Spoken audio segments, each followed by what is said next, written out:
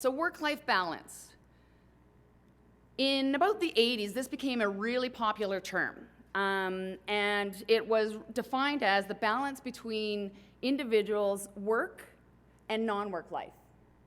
And recently in the literature, this concept is being challenged. In the old literature, it talked a little bit, it was focused on the issue of conflict. So we have our work roles and we have our non-work roles, and those compete with each other, and those are in conflict. So we have to try and manage those. However, when you look at some of the new research on enrichment, how many of you have gone to work, made an impact, felt satisfied, developed a new skill, had positive relations, and that energy actually spilled over into your personal life? So this new model on personal resource allocation. So it was Gratwich and his colleagues who have developed it, and it's a model that looks at things more holistically. It's a broader approach, moves away from work life bad, home life good, to looking at things in terms of this costs energy, this demands energy, and this builds energy, right? So looking at energy in, energy out. There's a few basic principles with which this model works. Number one is that we have a finite amount of resources. And when we talk resource in this model, we're talking about time, energy, and money. The second assumption is that it's individualistic. I can't sit here and say, this is how you need to allocate your resources. It's up to you. Positive outcomes come from when we think that we're allocating the appropriate amount of resources to the appropriate things, and that we have a little bit of surplus left over, that we have some energy and feel okay about it. So the first thing is awareness of our resource supply. I want you to think of right now, what are things in your life that create energy?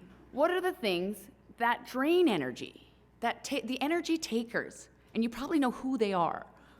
So it's a matter of appraising that and then managing our expectations and noise. How many people, I should be this mom, I should be this employee, does anyone should on themselves? Yeah. So when we're shoulding on ourselves, what happens is it creates this pressure. It creates stress, it creates tension, versus I want to be the best mom. I want to achieve what I want to do. Want to versus should, two different words, right? So in terms of appraisal of those demands, we've got to shift our thinking on that.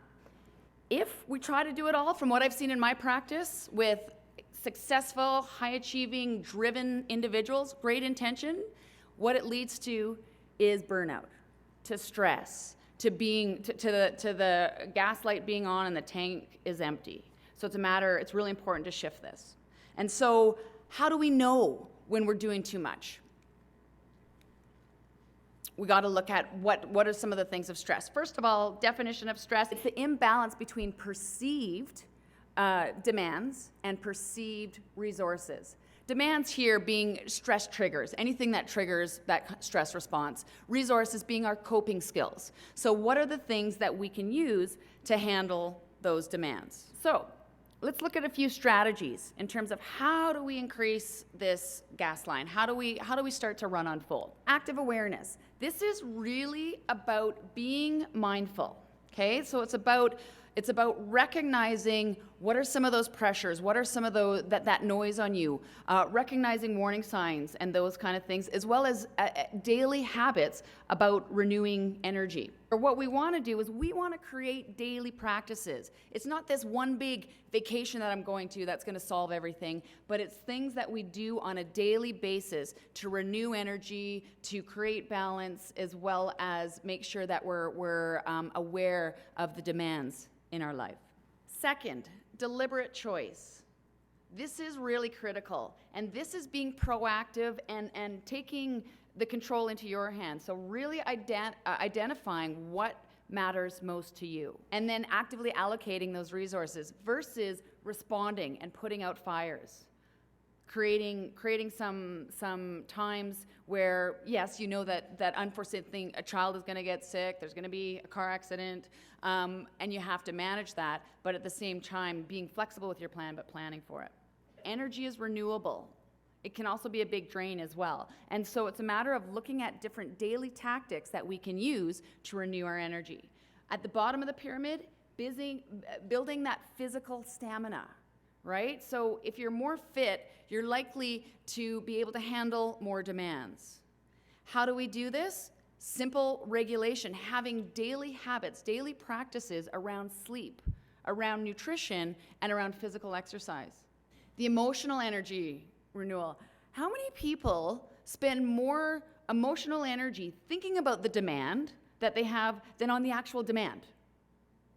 Right? And so it's a matter of getting strategies, working with individuals, once again, developing some skills around, let's just breathe, let's calm the system down so that we can handle the situation appropriately.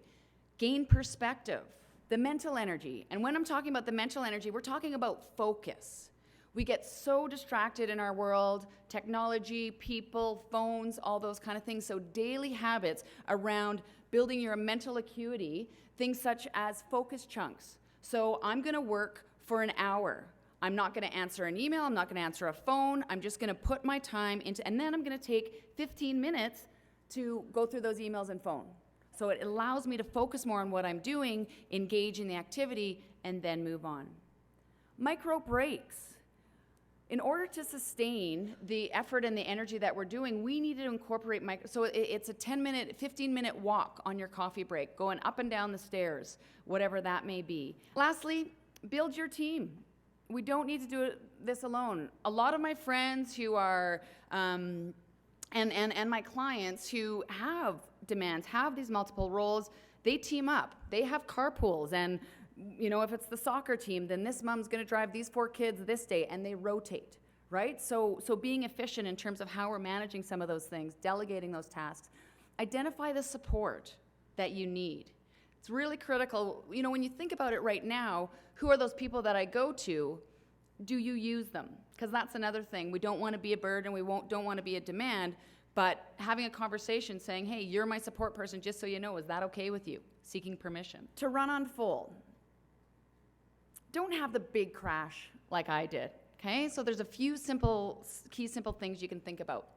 Number 1, shifting that mindset from having it all to having what is most important. Number 2, become actively aware of the stress and be proactive versus reactive. And number 3, be strategic about managing your energy and managing those resources. My challenge to you is to think about some of the information that I presented today, and I want you to pick out one thing and set an intention for how you will start to renew your energy and create more balance in your life starting tomorrow. We have to start to create these daily habits if we want to be able to run on full and manage the demands of all these multiple roles.